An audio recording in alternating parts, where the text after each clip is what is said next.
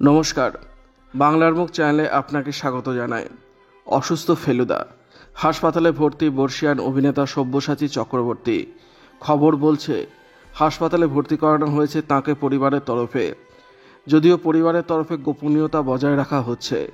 সব্যসাচীর অসুস্থতার খবরে স্বভাবতই বেশ চিন্তিত টলিপাড়া ও তাঁর ভক্তরা। কদিন আগেই বড় ছেলে গৌরব ও পুত্রবধূ ঋদ্ধিমা ঘোষের একমাত্র সন্তান ধীরের অন্নপ্রাশনের অনুষ্ঠান হয়। সেদিন শুধু উপস্থিতি ছিলেন না, সবটা যাতে ঠিকমতো হয় তার তদারকিও করেন। দাদুর খুব প্রিয় নাতি ধীর ভালোবাসেন নিজের বংশধরের সঙ্গে সময় কাটাতে, তা গৌরব আগেই জানিয়েছিলেন। ঠিক কী কারণে সব্যসাচীকে হাসপাতালে ভর্তি করানো হয়েছে তা জানা যায়নি, তবে স্বামীর হাসপাতালে ভর্তির খবরে শিলমোহর দিয়েছেন স্ত্রী মিঠু। জানা যাচ্ছে মঙ্গলবার রাতে বুকে ব্যথা হয় তারকার, সঙ্গে সঙ্গে তাকে হাসপাতালে ভর্তি করা হয়। এখন অবস্থা অনেকটাই স্থিতিশীল। হাসপাতাল সূত্রে খবর, হার্টে ব্লক রয়েছে ফেলুদার, প্রেসমেকার বসাতে হবে।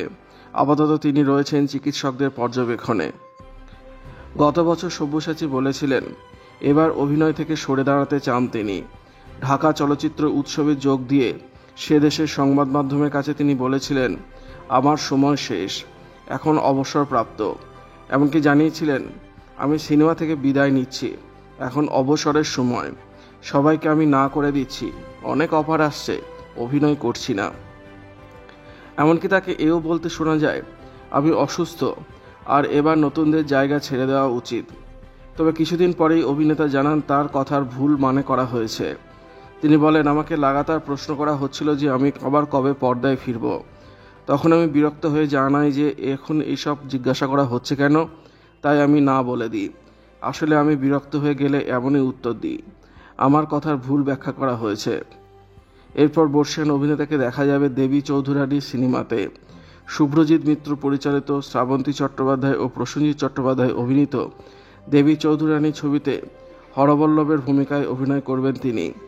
এছাড়া এই ছবিতে আছেন সব্যসাচীর ছোট ছেলে অর্জুন চক্রবর্তী, দর্শনা বণিক, বিবৃতি চট্টোপাধ্যায় প্রমুখ। ভিডিওটি ভালো লাগলে লাইক করবেন, শেয়ার করবেন, কমেন্ট করে আপনার মতামত জানাবেন আর অবশ্যই চ্যানেলটি সাবস্ক্রাইব করবেন। ধন্যবাদ।